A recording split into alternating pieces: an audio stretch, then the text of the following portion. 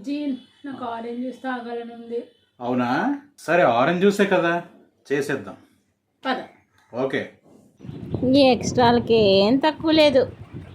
సరే చేస్తానన్నావు, బాగానే ఉంది. మరి మొత్తం ప్రాసెస్ అంతా నువ్వే చేయాలి కదా. దాంట్లో మళ్ళీ క్లీనింగ్ నేనే చేయాలి, కటింగ్ నేనే చేయాలి. నువ్వు మట్టుగా హ్యాపీగా జ్యూస్ పెట్టుకొని తిప్పేస్తావు.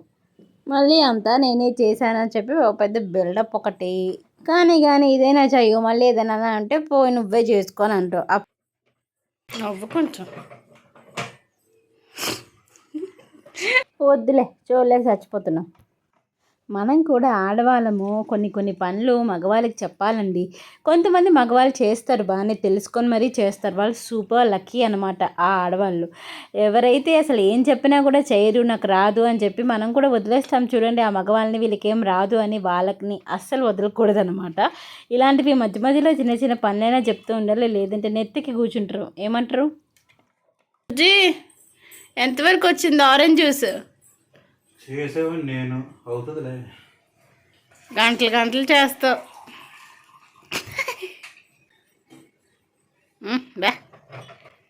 ఏంటి దీనికే? మరి చికెన్ బిర్యానీ చేయండి, మటన్ బిర్యానీ చేయండి అన్నప్పుడు మేము వంటగదిలో ఇలాగైపోవాలి మేము. దీపాలు పెట్టుకో. నిమ్మకాయతో పెడతారు, ఆరెంజెస్తో పెట్టరు. ఓ వెరైటీ. డస్ట్బిన్లో వేసివా? డస్ట్బిన్ ఏది? అగో వాళ్ళు అక్కడ ఉంది. అక్కడ ఎందుకు ఉంది? ఇక్కడ ఉండాలి కదా. ఎలా అయ్యే. అమ్మయ్య, ఇప్పటికైనా అయిందా ఈ జ్యూస్? ఇదిగో నువ్వు అడిగిన orange juice ready. Orange juice ready.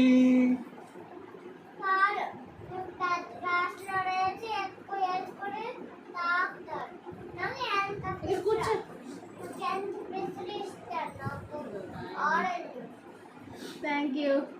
Okay, welcome. Finally ఏదో తంటాలు పడి జ్యూస్ అయితే చేయించాను. జ్యూస్ మట్టుగా బాగుంది. సూపర్.